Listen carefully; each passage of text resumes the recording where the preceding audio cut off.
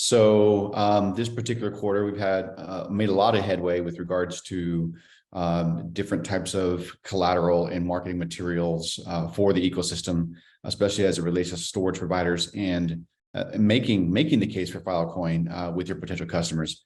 We have an IDC report that was released a few weeks back that really went into good detail around why Filecoin is relevant, why decentralized storage is important. On the next slide, you'll see some metrics around that, or specific bullet points around the findings of that IDC report. Well, let me go back up to the first slide. Yeah, thank you. After me, Daniel Leon will talk about the Decentralized Storage Alliance, which was really big news in Lisbon. I'm looking forward to what Daniel has to say more about that, but it was just a big win for us. I'm very happy with the things that are going on there.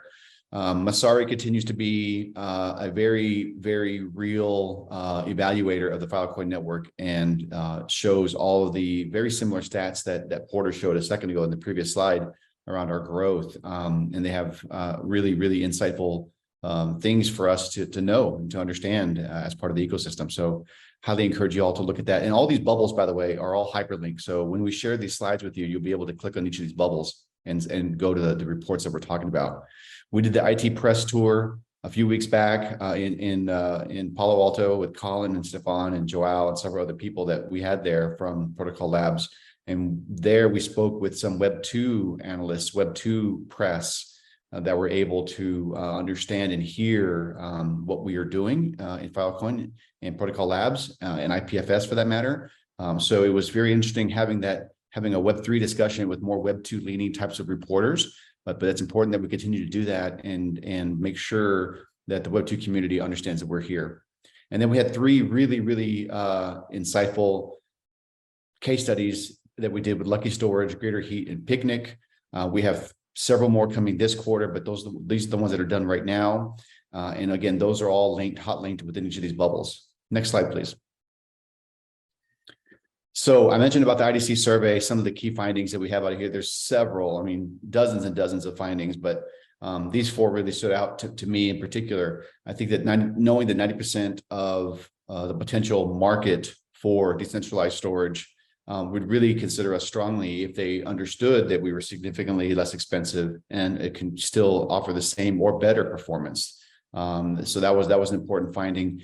85% would be really interested in understanding how they could increase the number of geographically distributed copies of their data being stored. So that was also speaks to the valid proposition that we have for these potential customers. 87% were at least somewhat concerned about lock-in, right? Having really punitive,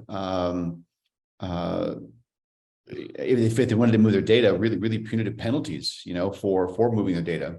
So that's a big concern for a lot of potential customers. And then of course, 95% would really enjoy just knowing that their data is validated and that it is still in existence where they think it's going to be, and that it's being checked on a daily basis. So that was also very important. And then finally, I want to talk about real quick the SP sales kit that my team put together. Thanks to Ali Garnett and Nicholas Sutherland for making sure that storage providers have a sales kit that they can lean on, get battle cards, get email templates, get presentation decks. All three of those are the same link, by the way. So when you get the slides, you can click on those and be linked over to get this sales kit for yourself.